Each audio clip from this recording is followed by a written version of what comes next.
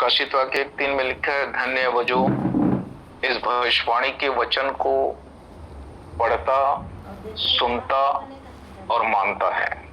3 बातें हैं, पढ़ना, सुनना और मानना। हो सकता है कोई पढ़ना न जानता हो, अनपढ़ हो, लेकिन वो सुन तो सकता है। तो पढ़ने वाला जो पढ़ना जानता है वो पढ़े, जो नहीं जानता है वो सुने। लेकिन दोनों को एक महत्वपूर्ण काम करना है, वो है इसको मानना। और जब एक व्यक्ति इस परमेश्वर के वचन को मानता है, इस परमेश्वर के वचन के अनुसार चलता है, तो यूहन्ना 8:51 में लिखा है, यीशु ने कहा, मैं तुमसे सच सच कहता हूं, जो कोई मेरे इस वचन के अनुसार चलेगा अनंत काल तक मृत्यु को न देखेगा। अर्थात इस वचन के अनुसार चलेंगे तो निश्चित रूप से ये वचन एक व्यक्ति के जीवन से मृत्यु को हटा देता है। वो मृत्यु को नहीं देखेगा, मृत्यु में नहीं जाएगा, पर शरीर में रह करके जरूर से वो 80, 90, 100 साल का होकर के वो भी संसार से विदा हो जाएगा, शरीर से विदा हो जाएगा। लेकिन बाइबल उसको मृत्यु नहीं कहती, बाइबल उसको कहती है वो प्रभु में सो गए। तो प्रभु में सब कोई नहीं सोते, जो प्रभु में चलते हैं, जो प्रभु में जीवन को जीते हैं, वही सोते हैं, बाकी सब मर जाते हैं। तो इसलिए ये मृत्यु और सोना, ये दोनों के अर्थ को हमको अच्छी रीति से समझना है। तो जिस परमेश्वर ने हमें अपने महिमा में बुलाया, अपने राज्य में बुलाया, और ये बुलाहट जो परमेश्वर ने हमें दी, ये जो बुलाहट परमेश्वर ने हमें दी, इसके पीछे या इसकी जो शुरुआत है, और इसलिए ये शुरुआत को अच्छी रीति से समझ लेंगे हम लोग, क्योंकि किसी भी चीज की बुनियाद या किसी भी चीज की नींव यदि सही रीति से न हो, तो आगे चल करके उसमें प्रॉब्लम आता है, उसमें समस्याएं आती हैं। यदि नींव सही न हो घर बनाते समय, तो आगे चल के तुरंत तो नहीं आएगा, लेकिन बाद में दरार आ जाएंगे, फट जाएगा, दीवार में दरार आएगा, वो फटेगा, या और कोई डैमेज होगा, कोई भाग जो है ऐसे झुक जाएगा, और उसके बाद जो मेंटेनेंस लगेगा वो बहुत भारी लगेगा। और इसलिए जब कोई चीज करते हैं, उसको सही तरीके से उस काम को करने से वो जो है बहुत समय तक टिका रहेगा, बहुत समय तक टिका रहेगा। और इसलिए ये जो जीवन प्रभु ने हमें दिया, क्योंकि जिस बात को आज मैं करने जा रहा हूं, ये पहली बुनियाद की चीजें हैं, पहली बातें हैं, पर फिर से एक बार उन बातों को चेक करना भी तो हमारे लिए आवश्यक है। क्योंकि यदि एक व्यक्ति पहली, दूसरी, तीसरी इसको ना पढ़े, तो वो 12वीं और कॉलेज को कैसे पढ़ेगा? पर कॉलेज पढ़ने के बाद भी जो कुछ उसने प्राइमरी स्कूल में सीखा है, वो उसको कॉलेज तक पहुंचाया है। तो इसलिए आज हमको इस बात को ध्यान करना है कि जिस बुनियाद में, जिस नींव में प्रभु ने हमें बुलाया, वो हमारे साथ कैसा है, या वो नींव हमारे साथ कैसा बना हुआ है, वो मजबूत है कि नहीं है, और नहीं है तो उसको मजबूत करना है। ठीक है, तो आज हम लोग थोड़ी सी बातों को सीखने का प्रयास करेंगे। मत्ती रचित सुसमाचार उसके 11 अध्याय से एक बात को मैं बताना चाहूंगा। मत्ती रचित सुसमाचार 11 अध्याय उसके 20वें पद से मैं पढ़ रहा हूं। लिखा है, तब वह उन नगरों को उलाहना देने लगा जिनमें उसने बहुतेरे सामर्थ्य काम किए थे, क्योंकि उन्होंने अपना मन नहीं फिराया था। ये यीशु मसीह के विषय में लिखा हुआ है कि यीशु मसीह उन नगरों को उलाहना देने लगा जिसमें उसने बहुतेरे सामर्थ्य के काम किए थे, बड़े बड़े चंगाइयां की थी, बड़े बड़े सामर्थ्य के काम किए थे, और न जाने क्या क्या यीशु मसीह के द्वारा से सामर्थ्य के काम हुए होंगे।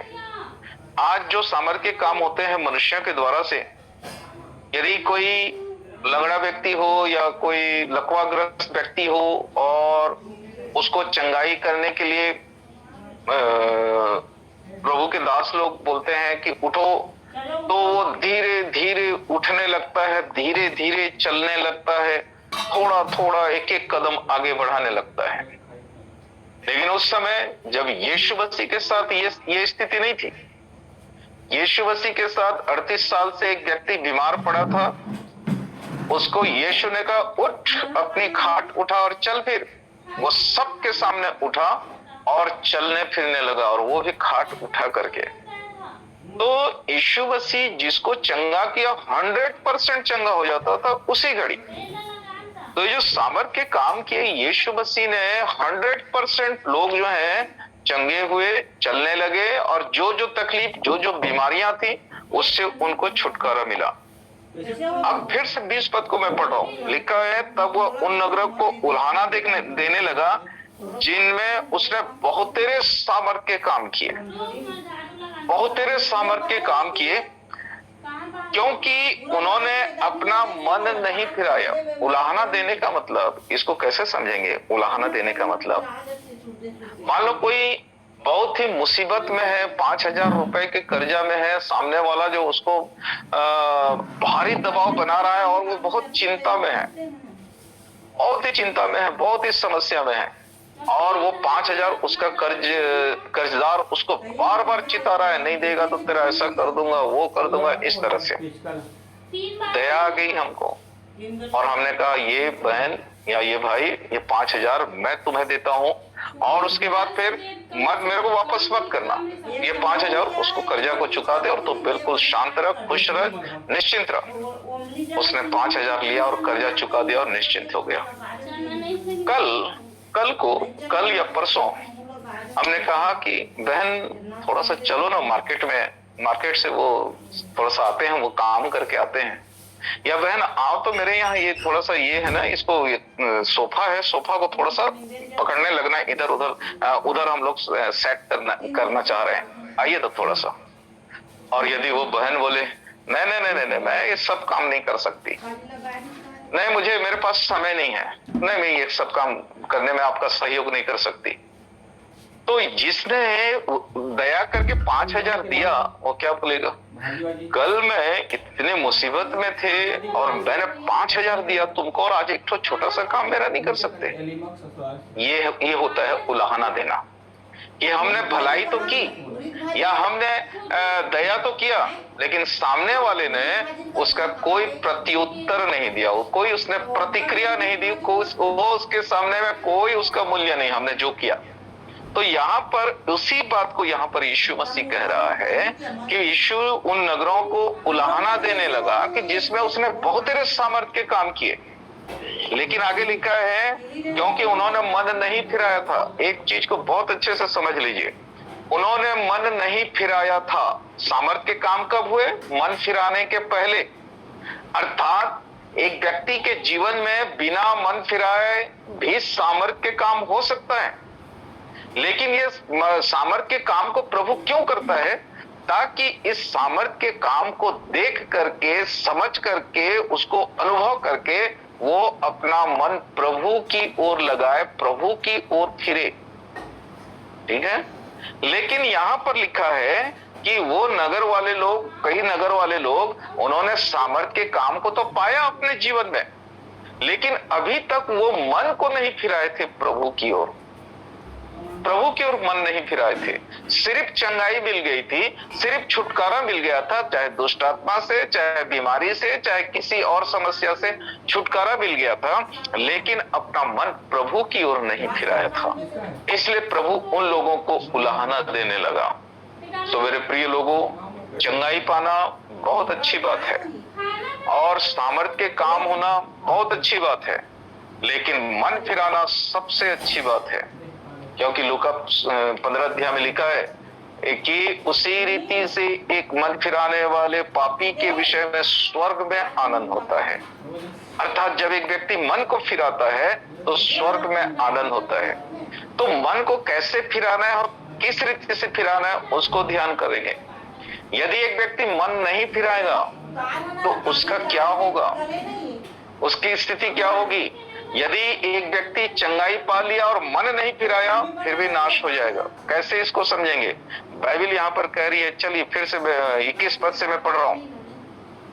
हाय खुराजीन, हाय बैतसैदा, जो सामत के काम तुम में किए गए, यदि वे सूर और सैदा में किए जाते तो टाट ओढ़कर और राख में बैठकर वे कब के मन फिरा लेते।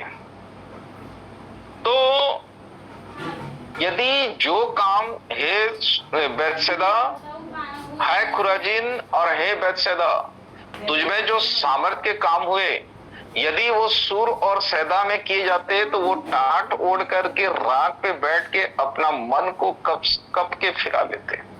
ठीक है, हमको घटना मालूम है निनवे नगर का।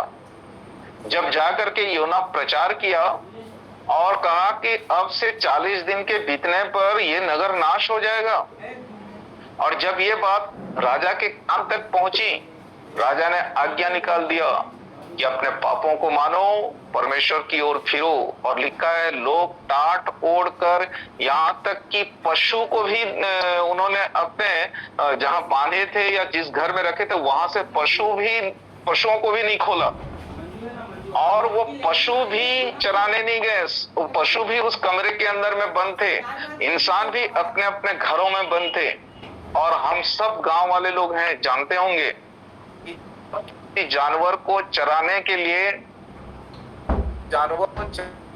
यदि विलंब होता है, जैसे मान लो सुबह 9 बजे किसी जानवर को उसके रस्सी से निकाल करके चराने ले जाना होता है तो अच्छी बात, लेकिन यदि क्योंकि उसकी आदत बन गई रहती है, लेकिन उसी जानवर को यदि 11 बजे तक 12 बजे तक बांध के रख दें घर के अंदर में, आप लोगों को मालूम होगा कि वो जानवर बहुत चिल्लाते रहते हैं। तो सोच लीजिए 3 दिन तक ये जानवर बंधे थे अपने अपने घरों में, अपने अपने कोठे में। इधर जानवर कितने चिल्लाए होंगे सबके घरों में, और इधर इंसान भी परमेश्वर के सामने में विलाप कर रहे थे। निनवे नगर की बात हो रही है। और फिर वहां पर उसके बाद परमेश्वर ने वहां पर दया की। ये है विलाप करना और ये है मन फिराना, इसी को बोलते हैं मन फिराना। परमेश्वर ने कहा था 40 दिन के बाद ये नगर उलट दिया जाएगा, लेकिन जब परमेश्वर ने देखा, योना की किताब में लिखा है, जब परमेश्वर ने देखा कि ये लोग मन फिरा रहे हैं, अपने बुरे कामों से फिर रहे हैं, तब परमेश्वर ने उस नगर को नाश करने की मनसा या इच्छा को बदल दिया और उस नगर को नाश होने नहीं दिया, नाश नहीं किया परमेश्वर। सो मेरे प्रिय लोगों, ये जो मन फिराना है, ये मन फिराना, ये किसको दिखना है? परमेश्वर को। परमेश्वर ने देखा कि निनवे के लोग मन फिरा रहे हैं, तब परमेश्वर ने अपनी इच्छा बदल दी। यहाँ पर कहता है मत्ती रचित सुसमाचार में कि हे खुराजीन, हे बैतसैदा, तुझमें जो सामर्थ के काम किए गए, यदि वे सूर और सैदा में किए जाते तो वो सूर और सैदा के लोग कब के मन फिरा लेते। अब सूर और सैदा के विषय में हमको जानकारी नहीं है, चलिए और मैं उसको अच्छे से समझने के लिए आगे भी पढ़ के बताता हूं। 22 पद में लिखा है, परंतु मैं तुमसे कहता हूं कि न्याय के दिन तुम्हारी दशा से सूर और सैदा की दशा अधिक सहने योग्य होगी। अब 23 पद को देखिए, और हे कफरनहूम, क्या तू स्वर्ग तक ऊंचा किया जाएगा? तू तो अधोलोक तक नीचे जाएगा। जो सामर्थ के काम तुझ में किए गए, यदि सदोम में किए जाते तो वह आज तक बना रहता। अब सदोम को तो जानते हैं कि सदोम का पाप कितना बढ़ गया था, और सदोम के लोग परमेश्वर के लेखे बहुत पापी हो गए थे। अब परमेश्वर ने सदोम, क्योंकि वहां पर लूत और उसका परिवार था, लूत की पत्नी और उसकी 2 बेटियां थीं, और उनको बचाना चाहता था अब्राहम के कारण, अब्राहम के कारण बचाना चाहता था, और परमेश्वर ने उनको बचाया भी। वो घटना हमको मालूम है, वो किस्सा हमको मालूम है, लेकिन वहां पर हम देखते हैं वहां पर कि जब लूत और उसका परिवार बाहर निकल गए, तब सदोम के ऊपर आग बरसी और पूरा सदोम जो है जल करके खाक हो गया। सदोम जल करके खाक हो गया। क्यों? क्योंकि उसका पाप परमेश्वर के लेखे में बहुत बढ़ गया था, परमेश्वर की दृष्टि में बहुत बढ़ गया था, और जल करके परमेश्वर की आग गिरी और जल करके वो सदोम जो है नाश हो गया। अब ध्यान पूर्वक इसको अब समझिए मैं क्या बताना चाह रहा हूं, या वचन क्या बताना चाह रहा है। फिर से 23 पद से पढ़ रहा हूं, और हे कफरनहूम, क्या तू स्वर्ग तक ऊंचा किया जाएगा? तो अधोलोक तक नीचे जाएगा। जो सामर्थ के काम तुझ में किए गए यदि सदोम में किए जाते तो वह आज तक बना रहता। अर्थात ये कफरनहूम में प्रभु के सामर्थ के बड़े बड़े काम हुए, लेकिन उसको प्रभु कह रहा है, वचन कह रहा है कि यदि ये जो सामर्थ के काम तुझ में हुए है कफरनहूम, यदि सदोम में किए जाते ये काम तो सदोम नाश नहीं होता, सदोम अब तक बचा रहता, अब तक बना रहता। पर 24 पद में लिखा है, पर मैं तुमसे कहता हूं कि न्याय के दिन तेरी दशा से सदोम के देश की दशा अधिक सहने योग्य होगी। थोड़ा सा ध्यान लगाइए, कंसंट्रेट करिए, अपना ध्यान को, चित्त को लगाइए, क्या यह वचन क्या बोल रहा है। परंतु न्याय के दिन तेरी दशा, कौन है तेरी दशा? जिस कफरनहूम तुझ में जो सामर्थ के काम किए गए और तूने मन नहीं फिराया, तेरी दशा इतनी बुरी होगी। लिखा है न्याय के दिन तेरी दशा से सदोम के देश की दशा अधिक सहने योग्य होगी। अर्थात तेरी दशा इतनी बुरी होगी कि सदोम की दशा तो थोड़ा बहुत सहने लायक था। कैसा सहने लायक था कि वो तो आग गिरा के उसको भस्म कर दिया परमेश्वर ने, लेकिन तेरी दशा उससे भी बुरी होगी। समझ रहे हैं? तेरी दशा उससे भी बुरी होगी, ये कहने का मतलब है। क्योंकि सदोम के अंदर जो आग गिरा था वो एक नॉर्मल आग था, साधारण आग था, जिससे जल करके नाश हो गया। लेकिन नरक की जो आग है वो इस जो हम लोग घर में जलाते हैं उससे कई कई हजारों गुना धधकती हुई आग है। और उसमें भी प्रकाशित वाक्य में लिखा है आग और गंधक से जलती रहती है वो आग की चिन्ह। गंधक क्या करता है? आग के ज्वलनशीलता को, उसके तेज को और बढ़ा देता है। तो मेरे प्रिय लोगों, मन नहीं फिराए हे कफरनहूम के लोगों, हे खुराजीन और बैतसैदा के लोगों, तुमने मन नहीं फिराया तो तुम्हारी दशा सदोम की दशा से भी बदतर हो जाएगी। ये कहने का मतलब था। अर्थात कौन लोग की दशा बदतर हो जाएगी? जिनके जीवन में प्रभु का सामर्थ प्रकट हुआ था, जिनके जीवन में यीशु का काम हुआ था, लेकिन उन्होंने अपना मन को नहीं फिराया था। इसलिए जो प्रभु के सामर्थ को पा करके, प्रभु के उस चंगाई को पा करके, प्रभु के उस छुटकारे को पा करके यदि मन नहीं फिरा रहे हैं तो उनकी दशा बहुत ही बुरी हो जाएगी। और इसलिए हम सब ने प्रभु के सामर्थ को और उसके स्वाद को चखा है। हम सब के पास प्रभु के अनुग्रह और उसके उस छुटकारे के स्वाद को हमने जाना है। अब हमारी बारी है कि हम अपने मन को पूरी रीति से प्रभु की ओर लगाएं, प्रभु के चरणों में लगाएं। आपको मालूम है कि जब यीशु मसीह जब यूहन्ना बपतिस्मा देने वाला आया और यूहन्ना बपतिस्मा दे रहा था मत्ती 3 अध्याय में, और जब लोग आ करके अपने पापों को मान करके बपतिस्मा लेने लगे, तब बहुत सारे सदूकी, फरूसी ये सब आए यूहन्ना के पास और बपतिस्मा लेने के लिए आए। यूहन्ना ने उनको क्या बोला मालूम है? हे सांप के बच्चों, किसने तुम्हें जता दिया कि आने वाले क्रोध से भागो, सो मन फिराओ के योग्य फल लाओ। अर्थात यूहन्ना ने कहा सांप के बच्चों, अर्थात सांप अर्थात शैतान के बच्चों। इनको बोला वो लोग जो परमेश्वर को जानते थे, वो लोग जो इस व्यवस्था को जानते थे। और आगे लिखा है तुम यह मत सोचो कि हमारा पिता इब्राहिम है। अर्थात कौन लोग थे ये लोग? इब्राहिम के वंशज थे। इब्राहिम कौन था? परमेश्वर का एक विश्वास योग्य दास था। और वो इब्राहिम के वंशज जब यूहन्ना बपतिस्मा देने वाले के पास आए, तब यूहन्ना ने उनको कहा सांप के बच्चों अर्थात शैतान के संतानों, मेरे सामने से चले जाओ और मन फिराओ के योग्य फल लाओ। अर्थात तुम्हारा मन जो भटका हुआ है, इस कारण तुम सांप की संतान हो, अर्थात शैतान की संतान हो। अपना मन को फिराओ। क्या था उनके अंदर विश्वास कि हम इब्राहिम के संतान हैं, इसलिए हम लोग परमेश्वर के संतान हैं, परमेश्वर को पिता कहते हैं। यूहन्ना ने कहा तुम सांप के बच्चे हो, तुम शैतान के बच्चे हो। परमेश्वर के बच्चे से हट करके तुम मन को संसार में लगाकर तुम शैतान के बच्चे हो गए, इसलिए मन को फिराओ। सो मेरे प्रिय लोगों, इसलिए मन को फिराने की आवश्यकता, या मन को अच्छे से जांचना कि मन प्रभु में लगा हुआ है कि नहीं।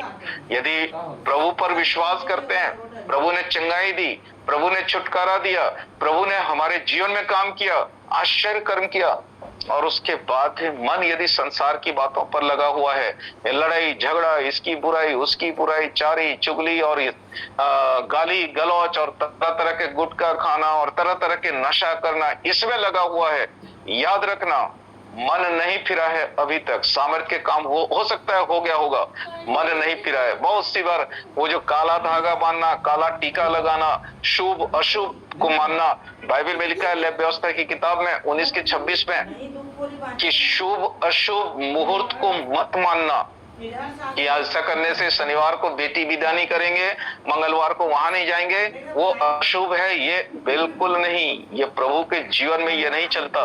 काला टीका लगा करके बच्चों को नजर से नहीं बचा सकते, काला धागा बांध करके नजरों से नहीं बचा सकते। यह सिर्फ शैतानिक और संसारिक बातें हैं। और इसलिए जब एक गेरुआ वस्त्रधारी एक हिंदू जो गुरु हैं, जो गेरुआ वस्त्रधारी पगड़ी बांधने करके जो कथा करते हैं, वो एक दिन कह रहे थे, लड़कियों को जब उसने देखा कि वो काला धागा बांधे हुए थे, हिंदू लड़कियां, और जो कथावाचक वो भी हिंदू, कह रहे थे कि पूछा कि बेटी तुम लोग ये काला धागा क्यों बांधे हो? उन्होंने कहा नजर न लगे किसी की नजर से बचने के लिए। तो उसने कहा बेटा, जब तुम्हारे सिर में इतने काले और घने बाल हैं, इतने लंबे बाल हैं, ये तुमको नजर से नहीं बचा सकते, तो धागा क्या बचा देगा तुमको नजर से? कौन कह रहा है? बाइबल वाले या प्रचारक या पास्टर नहीं बोल रहा है, दूसरे लोग बोल रहे हैं। लेकिन आज बहुत से प्रभु को विश्वास करने वाले लोग काला टीका लगा करके, काला धागा लगा करके अपने आप को नजरों से बचाने की चाह करते हैं। किसकी नजरों से बचेंगे? समझ रहे हैं किसकी नजरों से? खैर वो आज का विषय नहीं है। तो इसलिए मन को जब फिराना है, तो प्रभु ने जब सामर्थ्य काम किए, तो मन को पूरी तरह ये संसार की बातें, दुनिया का लनपन, गंदा जीवन, गंदी बातें, गाली देना, दुनिया का लनपन, ये सब से अपने आप को अलग करो, अपने आप को बिल्कुल अलग करो और मन को फिराओ। क्यों? क्योंकि ये मन फिराने के बाद क्या होता है मालूम है? मन फिराने के बाद मरकुस रचित सुसमाचार उसके पहले अध्याय, मरकुस रचित सुसमाचार और उसका पहला अध्याय और उसके 14 पद को मैं पढ़ रहा हूं। पहला अध्याय 14 पद से लिखा है, यूहन्ना के पकड़वाए जाने के बाद यीशु ने गलील में आकर परमेश्वर के राज्य का सुसमाचार प्रचार किया। परमेश्वर के राज्य का सुसमाचार प्रचार किया। और 15 पद में लिखा है, और कहा समय पूरा हुआ है और परमेश्वर का राज्य निकट आ गया है, मन फिराओ और सुसमाचार पर विश्वास करो। अर्थात ये सुसमाचार जो सुनाया जा रहा है, इस पर विश्वास करो, इस पर विश्वास करो। ये सिर्फ सुन करके इधर एक कान से सुने दूसरे कान से उड़ाने वाला काम नहीं करना है। क्योंकि 4 प्रकार की भूमि के बारे में यीशु मसीह ने समझाया और कहा कि 4 प्रकार की भूमि, बीज बोने वाला बीज बोया, एक मार्ग के किनारे गिरा, दूसरा पथरीली भूमि पर, तीसरा झाड़ियों पर और चौथा अच्छी भूमि पर। लेकिन जब चेले बोले कि समझा दे प्रभु इसका अर्थ, तो यीशु ने उनको समझाया और कहा कि मार्ग के किनारे के वे हैं जो सुनते हैं और सुनने के बाद लिखा है, यीशु ने कहा शैतान तुरंत आकर के वचन को उठा ले जाता है। अर्थात ये शैतान कहाँ रहता है? वो खाली घर में, जो भूथा घर है जहां कोई नहीं रहते वहां, या वो जो पेड़ वहां पर दिखता है ना, वो बर पेड़, उसके पास कोई मत जाना, वहां भूत रहता है या शैतान रहता है, वहां रहता है? नहीं नहीं नहीं नहीं नहीं नहीं, ये सारा संसार उसके वश में पड़ा हुआ है, सारा संसार उसके वश में पड़ा हुआ है। और कहाँ रहता है ये शैतान मालूम है? यीशु ने कहा, थोड़ा समझिए अच्छे से, यीशु ने कहा कि जो मार्ग किनारे के वे हैं जो सुनते हैं और शैतान तुरंत आकर के वचन को क्या करता है? उठा ले जाता है। अर्थात ये शैतान कहां रहता है? जहां पर वचन प्रचार होता रहता है। बात समझ रहे हैं? जहां पर वचन प्रचार होता रहता है वहां पर शैतान रहता है, वहां पर भी शैतान रह सकता है। क्यों? कि जो सुन रहे हैं उसके जीवन से वचन को तुरंत उठा ले, लेकिन जो सुन करके उस पर विश्वास करता है उसके जीवन से वो शैतान जो है वचन को उठा नहीं सकता। इसीलिए यहां पर कहता है सुसमाचार पर विश्वास करो, सुसमाचार पर विश्वास करो। सुसमाचार, ये वचन जब प्रचार होता है इस पर पूरा भरोसा करो। हाँ प्रभु, ये वचन मेरे लिए है, इस वचन के अनुसार मुझे बना दे प्रभु, इस वचन के अनुसार मैं बनना चाहती हूँ, मैं बनना चाहता हूँ, इस वचन के अनुसार मैं चलना चाहता हूँ या चलना चाहती हूँ। और जब एक व्यक्ति इस तरह से वचन में को सुनता है और उसको अपने अंदर अपने जीवन में बसा लेता है, ये वचन उसके जीवन से फिर शैतान चुगने नहीं पाता या शैतान उसके जीवन से हटाने नहीं पाता। लेकिन बहुत सी बार शैतान जो है वचन को उठा ले जाता है और फिर बोलते कहाँ आज गए थे चर्च गए थे, क्या सुने? अरे वो बच्चा बहुत तंग कर रहा था, सुन नहीं पाई, या उधर वो काम आ रहा था। ये सिर्फ टाल मटोल का काम है, क्योंकि वो वचन उसके जीवन में काम नहीं हुआ और शैतान उसके जीवन से वचन को उठा लिया। मेरे प्रिय लोगों, यहाँ पर कहता है सुसमाचार पर विश्वास करो, और सुसमाचार पर विश्वास करके मन फिराओ और परमेश्वर के राज्य में, 14 पद में लिखा है, परमेश्वर के राज्य का सुसमाचार प्रचार किया और कहा कि समय पूरा हुआ है, परमेश्वर का राज्य निकट आ गया है। अर्थात सुसमाचार पर विश्वास करो, मन फिराओ और परमेश्वर के राज्य में प्रवेश करो। अर्थात मन फिराने वाला व्यक्ति क्या करता है? परमेश्वर के राज्य में प्रवेश करता है। ठीक है, तो उसको सुसमाचार जो सुनाया जाता है, अब उसके पास ये अवसर होता है, या तो सुन करके विश्वास करे या सुन करके इग्नोर कर दे या उसका इनकार कर दे। सुन करके विश्वास करेगा और उसको मन को फिराएगा, परमेश्वर के राज्य में प्रवेश करेगा। सुनेगा और उसको इनकार कर देगा, उस पर कोई ध्यान नहीं देगा, तो वो सिर्फ सुन करके शैतान उसके अंदर से वचन को तुरंत उठा लेगा और उसको कोई लाभ नहीं मिलेगा। तो ये शैतान की युक्तियां हैं, शैतान की चालाकी है, और इसलिए इसको हमको समझना है। और इसलिए कहता है मन फिराओ और परमेश्वर के राज्य पर विश्वास करो। सुसमाचार इसीलिए सुनाया जाता है कि मन के अंदर में ये बात जो है प्रवेश करे और मन को फिरा करके सुसमाचार पर विश्वास करे और परमेश्वर के राज्य में प्रवेश करे। ये मन फिराने का तरीका है या मन फिराना है, ये मन फिराना कहते हैं इसको। यीशु ने यहाँ पर प्रचार किया मन फिराओ, पर उसका रिजल्ट भी बता दिया, यदि मन फिराओगे तो तुम परमेश्वर के राज्य में प्रवेश करोगे, पर यदि मन नहीं फिराओगे तो उसका भी रिजल्ट या उसका भी कारण को यीशु मसीह ने लूका 13 अध्याय में उसने बता दिया। लूका 13 अध्याय और उसके 3 पद को पढ़ रहा हूं। यहां लिखा है, मैं तुमसे कि नहीं परंतु मैं तो नहीं, परंतु यदि तुम मन न फिराओगे तो तुम सब भी इसी रीति से नाश होगे। यदि तुम मन न फिराओगे तो तुम सब भी क्या हो जाओगे? नाश हो जाओगे। 5वें पद को भी पढ़ रहा हूं, मैं तुमसे कहता हूं कि नहीं, परंतु यदि तुम मन न फिराओगे तो तुम भी सब इसी रीति से नाश हो जाओगे। 2 बार वहां पर आया कि मन ने यदि नहीं फिराओगे तो तुम लोग नाश हो जाओगे। ठीक है, 11 के 20 में हमने पढ़ा, यीशु उलाहना देने लगा उन नगरों को जिसमें बहुतेरे सामर्थ के काम किए, लेकिन उन्होंने अपना मन नहीं फिराया था। तो उनको बोला कि सदोम और अमोरा की दशा ये लोगों तुमसे ज्यादा सहने लायक होगी, तुम्हारी दशा उससे भी ज्यादा बदतर होगी।